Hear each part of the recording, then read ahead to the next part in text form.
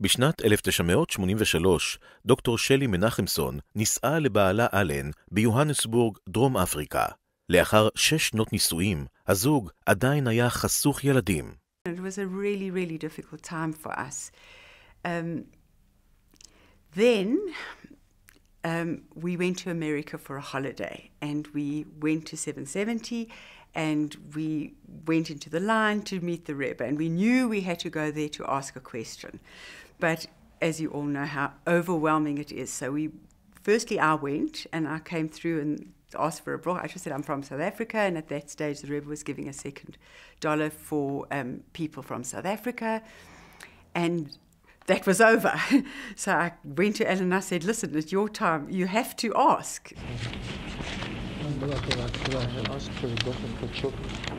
That's what gives to charity for your life and have good news.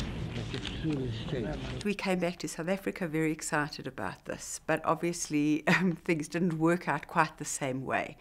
And so we followed 2 routes. The first was to have infertility treatment, and at the time they were doing something called GIFT.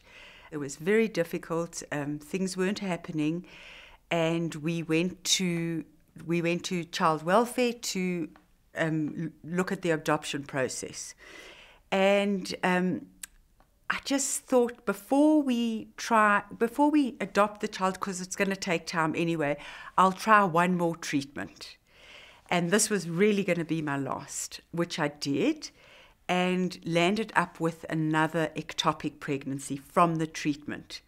And by then we were very disheartened, both of us, and kind of, there was this bracha that we were excited about but didn't seem to be there. And while I was ill, Rochel came to visit me, and she said, just write to the Rebbe. I said, no, we've been there, we've done it. She said, just write and tell, just listen to me. Anyway, so I said to Alan, just write to the Rebbe. He also wasn't that keen, but he did. And we wrote a letter telling him that we had had this gift and the ectopic pregnancy, and Alan asked me to appreciate you giving a bracha for children as well as for a refuah shlema. I was still ill from the ectopic pregnancy, and we sent the letter. And a couple of days later, Alan gets this funny fax on his machine, and he thinks it's a joke because the writing is like quite strange, and he thinks, what is all this about? And we look at it more carefully, and it's actually from Rabbi Groner, who was the Rebbe's secretary. The following is the response of the Rebbe. Number 1, is gift permissible according to the Shulchan Aruch? Number 2, your mother's name. And number 3, I will mention you in prayer. So this was amazing. This was really something. So obviously we wrote back and we answered the questions. Regarding gift, Rabbi Kurstag, who's head of the Beth Din here, told us that was permissible according to Shulchan Aruch. And then he just put in the last sentence, should we adopt a child? So the response that we got back said, continue to do the gift. And he said he would pray for us. Regarding the adoption, al pi halacha. This was a couple of months after this, and we were now had a baby that we were about to adopt, and that was within about a few weeks, 4 weeks coming up. And suddenly, I'm late. So I thought, no, this can't really be anything. So being a doctor, I took my own blood test and was quite astounded by what the result was, because I'd had some positive results before for the ectopic pregnancies, but never the amount, the level to which this was.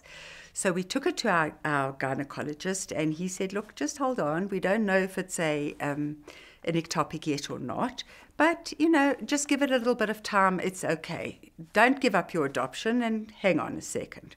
Anyway, we came to speak to Rabbi Goldman. This was now just before Shavuot in 1992.